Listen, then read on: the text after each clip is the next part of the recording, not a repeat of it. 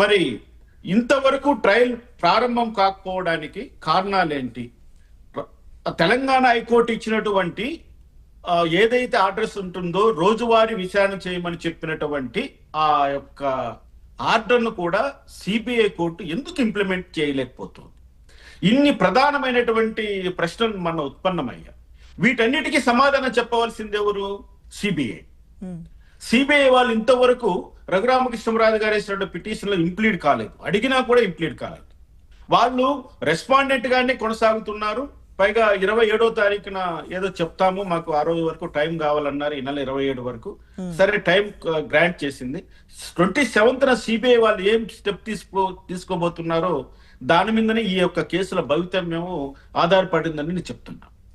ముఖ్యంగా జగన్మోహన్ రెడ్డి గారు స్వయంగా ఆయన అంటే ఒకటి గుర్తు చేసుకోవాలండి. సాక్షులను ఆయన ప్రభావితం చేస్తున్నాడని ఏదైతే రఘురామకృష్ణరాజు గారు తన పిటిషన్ లో పేర్కొన్నాడో అది 100% వాస్తవం అండి. ఎందుకంటే ఒక మాజీ సిఎస్ రమాకాంత్ రెడ్డి గురించి మీకు తెలిసే ఉంటుంది. ఆయన ఒక సాక్షి పత్రికలో ఇంటర్వ్యూ ఇస్తూ, సాక్షి పత్రికకు సాక్షి టీవీలో ఇంటర్వ్యూ ఇస్తూ ఆయన సిబిఐ వాళ్ళు అన్యాయంగా జగన్మోహన్ రెడ్డిని ఈ కేసుల్లో ఇరికించారు, జగన్మోహన్ రెడ్డిని అన్యాయం చేస్తున్నారంటే ఆయన వ్యక్తిగత అభిప్రాయాన్ని వెలబుచ్చారు. కానీ ఆయన సిబిఐ కేసుల్లో జగన్మోహన్ రెడ్డికి వ్యతిరేకంగా ఉన్నటువంటి ఒక సాక్షి, అంటే సాక్షులను బెదిరిస్తున్నారు, ప్రలోభాలు పెడుతున్నాడు అని చెప్పడానికి ఇంతకంటే సహేతుకమైనటువంటి ఉదాహరణ గాని ఏముంటుందండి? చాలదా?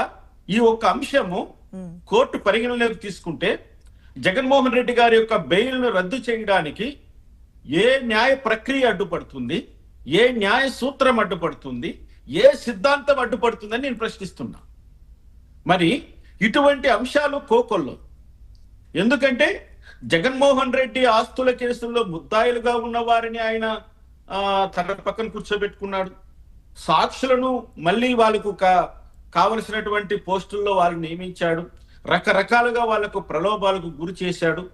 అన్ని కళ్ళకు కనపడుతున్నాయి, అందరూ వింటున్నారు. అందరూ మీలాంటి వాళ్ళు డిబేట్ లో విపరీతంగా దానిపైన ప్రశ్నిస్తున్నారు, ప్రజలకు తెలియజేస్తున్నారు. కానీ న్యాయస్థానాలకు మాత్రం కనపడట్లేదు. మరి తెలంగాణ హైకోర్టు వాళ్ళు ఇచ్చినటువంటి ఆర్డర్స్ రోజువారీ విచారణ చేయండి. ఆయన ముఖ్యమంత్రిగా ఉన్నన్ని రోజులు ఒక్కరోజు కూడా కోర్టు మెట్టు ఎక్కలేదు, ఆయన కోర్టు విచారణకు హాజరు కాలేదు. దానికి ఒక మినహాయింపు ఇచ్చారు. సరే, మరి ఇప్పుడు ఆయనకి ఏంటి అటువంటి అడ్డంకులు ఏమున్నాయి? ఆయన ఈరోజు కేవలం ఒక పులివెందుల ఎమ్మెల్యేనే కదా. ఇప్పుడు ఆయనకు ఉన్నటువంటి వెసులుబాటు, ఆయనకి ఇప్పుడున్న తీరిగ్గా ఉన్నటువంటి ఈ సమయంలో ఆయన అసెంబ్లీకి కూడా రావట్లేదు, అసెంబ్లీని కూడా బాయ్కాట్ చేసేసాడు. హాయిగా ఇంట్లో కూర్చొని పబ్జి గేమ్ ఆడుకుంటూ ఎంజాయ్ చేస్తున్నాడు. ఈ సమయంలో ఉన్న రోజువారీ వారంలో 5 రోజులు కోర్టుకు అటెండ్ అయితే మినిమం ఒక 50 నుంచి 100 రోజుల్లోనే ఈ కేసులన్నీ కంప్లీట్ చేయొచ్చు అనేది ఒక జడ్జిగా నా అభిప్రాయం. మరి ఆయన ఎందుకు ఆ విధంగా కోర్టుకు రోజువారీ విచారణకు వెళ్లకుండా ఆయన హైకోర్టు వారు ఇచ్చిన తీర్పును సిబిఐ కోర్టు వాళ్ళు అమలు చేయకుండా ఎందుకు ఆపేస్తున్నారు?